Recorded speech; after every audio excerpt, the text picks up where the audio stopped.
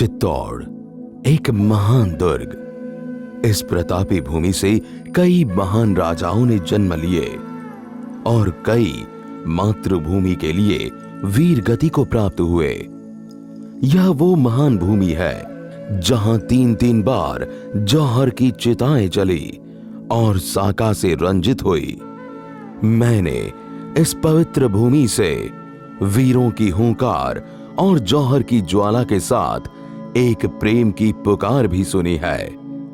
इसी प्रतापी भूमि से मैंने काल भोज, रावल रतन सिंह, राणा कुंभा, राणा सांगा, राणा उदय सिंह, महाराणा प्रताप जैसे वीरों का लड़कपन और मीरा की गिरधर भक्ति को भी देखा है। और ये सब देख के कभी थम जाने का मन हुआ करता था, लेकिन ये हो न सका क्योंकि मैं समय हूं।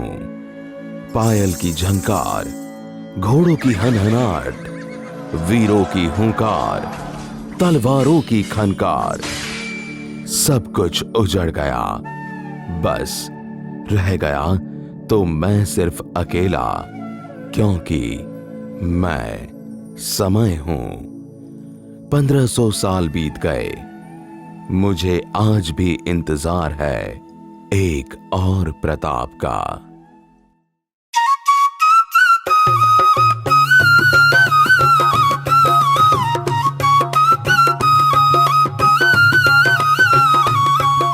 वैसे आंचल, सुना है कि चित्तौड़गढ़ का किला बहुत बड़ा है। चलते चलते तुम थक जाओगी। मेरे पास एक आइडिया है। यहाँ पर एक अश्व प्रेमी रहते हैं। अगर उनसे 2 घोड़े मिल जाए तो हमारा काम बन जाएगा, पर ढूंढना पड़ेगा। तो एक काम करते, तुम यहाँ पूछताछ करो, मैं वहां जाके देखता हूँ। ठीक है।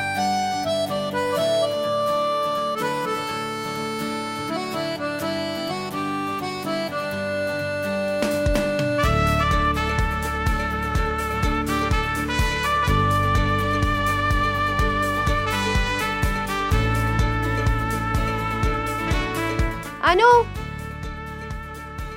मिल गया। कहाँ मिला? वो उधर है। वहाँ है? हाँ, लेफ्ट में। चल देखते।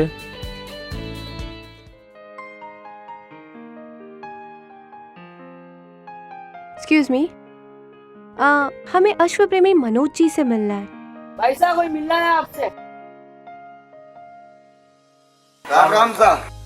राम राम सा। काय सेवा कर सका हम आपरी?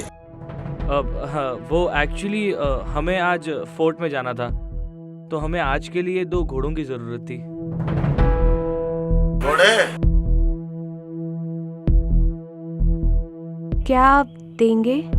घोड़े तो मिल जाएंगे, लेकिन हमारी एक शर्त है। शर्त?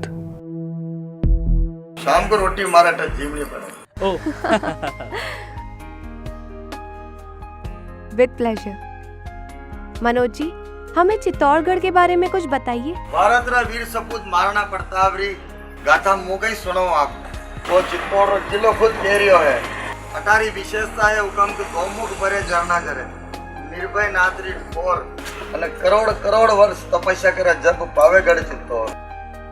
मैं तो पाया ठाकुर जी रो ऋणी हूँ जो मारो जन्म अठे मिलियो। मैं तो ठाकुर जी आई प्रार्थना करूँ मारो हर जन्म अटे ही देवे मैं। वाह, क्या बात है। बहुत बहुत धन्यवाद मनोज जी। आपकी बातें सुन के तो मेरा भी दिल कहता है मारो भी हर जन्म अठे ही कीजो। वाह, सही बात है, जीवता रहो। आंचल, हमें 7 गेट क्रॉस करके चित्तौड़ दुर्ग में पहुंचना है। इसमें से ये पहला गेट है, पाडन पोल। कुछ लोग कहते हैं कि चित्तौड़ में हुए युद्ध में एक भैंसा बहता हुआ यहाँ तक आ गया था, इसलिए इसका नाम पाडन पोल है। लेकिन ये बात थोड़ी इलॉजिकल लग रही है।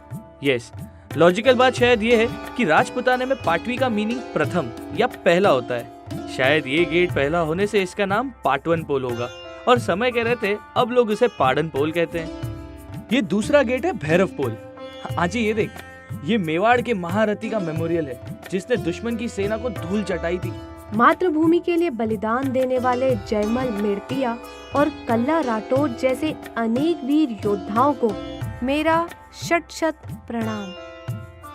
ये है हनुमान पोल और ये गणेश पोल। ये जोड़ला पोल नाम शायद इसलिए है क्योंकि इसकी जोड़ में यानी कि बगल में ही लक्ष्मण पोल है। अनुज, शायद फोर्ट का ये लास्ट गेट रामपोल है ना? यस।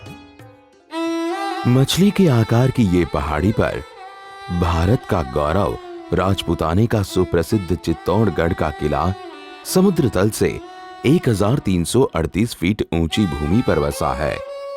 यह दुर्ग लगभग 3 मील लंबा और आधे मील तक चौड़ा है। पहाड़ी का घेरा करीब 8 मील का है और यह कुल 691 एकड़ भूमि पर बसा है।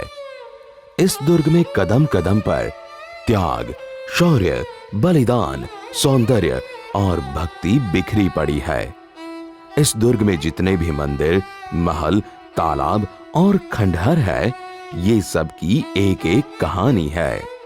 दोस्तों, क्या आप चाहते हैं कि आपके पुरखों की सांस्कृतिक विरासत आपकी अगली पीढ़ी तक भी पहुंचे? क्या आप हमारे महान पूर्वजों जैसे कि पृथ्वीराज चौहान, महाराणा प्रताप और छत्रपति शिवाजी महाराज जैसे शूरवीरों के गौरवशाली इतिहास, उनके शौर्य और बलिदान से जुड़े कई रोचक तथ्य, उनकी यशोगाथाओं, अनेकों किले और महलों को इसी तरह करीब से देखना चाहते हैं? जी हाँ दोस्तों, हम इसी तरह लेकर आते रहेंगे भारत भूमि की महान गाथाएं। अगर आप सभी को हमारा ये प्रयास अच्छा लगता है और अगर आप भी हमारी इस ऐतिहासिक जर्नी में हमारा सहयोग करना चाहते हैं तो इस आईडी पर अपनी इच्छा अनुसार कंट्रीब्यूशन दे सकते हैं। पे आईडी garvix@Baroda MP। इस वक्त हम यहाँ पर खड़े हैं और यहीं से हम स्टार्ट करेंगे अपनी जर्नी, ये नवलखा भंडार से। कहा जाता है कि ये नवलखा भंडार में लाखों की मुद्राएं रिजर्व रखी जाती थी जो संकटकालीन स्थिति में काम आती थी। मतलब उस जमाने का reserve bank of Mewar. Exactly. ये जो तुम दीवार देख रही हो ना, हाँ? उसे बनवीर कोट कहते हैं। महाराणा सांगा की मृत्यु के बाद मेवाड़ में काफी उथल पुथल मच चुकी थी, लेकिन इसी चीज का फायदा उठाकर दासी पुत्र बनवीर ने विक्रमादित्य की हत्या करके राजगद्दी को हत्या लिया। उसे हमेशा इस बात का डर रहता था कि एक ना एक दिन कोई ना कोई आकर उसे जरूर मार भगाएगा और अगर राजवंश में से कोई वंशज आए तो उसके साथ सौदेबाजी करके उसे आधा हिस्सा किले का देने के लिए उसने किले के बीचों बीच ये दीवार बनवाना शुरू किया। लेकिन जब तक वो ये दीवार बनवा पाता तब तक महाराणा प्रताप के दाजीराज यानी उदय सिंह ने आकर उसे मार भगाया और फिर से मेवाड़ को एक कुशल राजा मिले।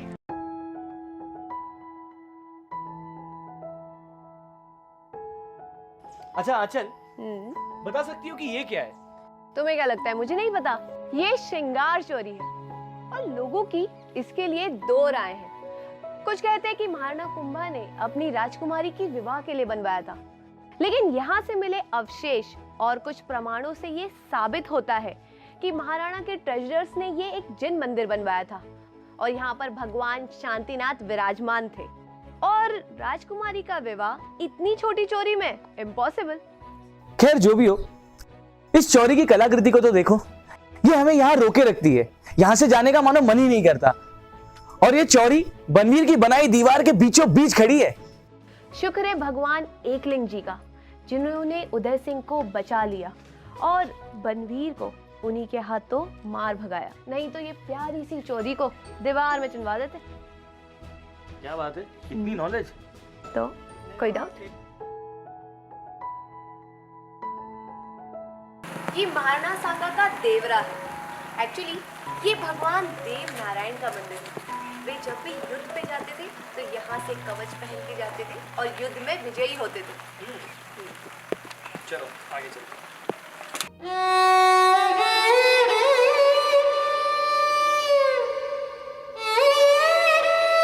ये जगह देख रही हो आंचल?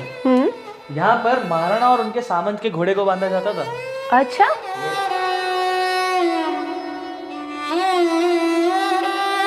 इसे त्रिपोला गेट कहते हैं आंचल।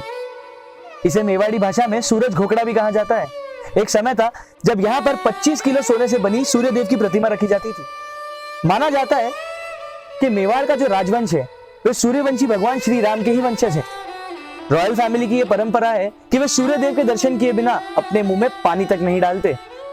वैसे तो सूर्यदेव हमेशा बिना कोई भेदभाव दर्शन दे ही देते, लेकिन बारिश के समय में बादलों की वजह से उनके रियल दर्शन नहीं हो पाते थे। तब रॉयल फैमिली के लोग इस प्रतिमा के दर्शन करके ही इस परंपरा को पूरा करते थे। ये सुरंग गौमुख तक जाती है और यहीं से रॉयल फैमिली की लेडीज गौमुख कुंड में जाकर पूजा पाठ किया करती थी। अनु,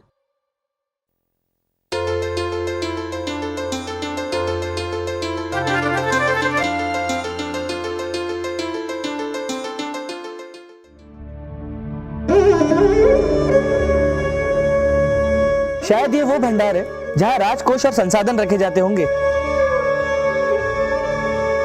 ये रॉयल फैमिलीज के अदर मेंबर्स की रहने की जगह होगी।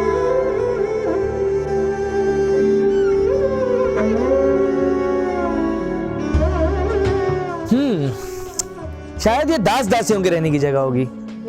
शायद। चलो आगे देखते हैं। उस जमाने के मोस्ट इम्पोर्टेंट वेपन स्वॉर्ड्स यानी तलवारें यहीं बनाई जाती थी और टाइम टू टाइम शार्प की जाती थी।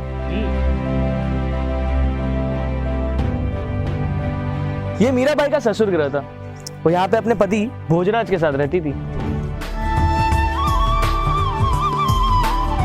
ये ऊंची हवेली कोई ऊंचे पद वाले की ही होगी। यस, सही कहा। ये चुंडावत रावत जी की हवेली है। वे महाराणा उदय सिंह और कुंवर प्रताप के काफी करीबी थे। चले। महाराणा कुंभा अपने समय के अत्यंत प्रतापी शासक थे।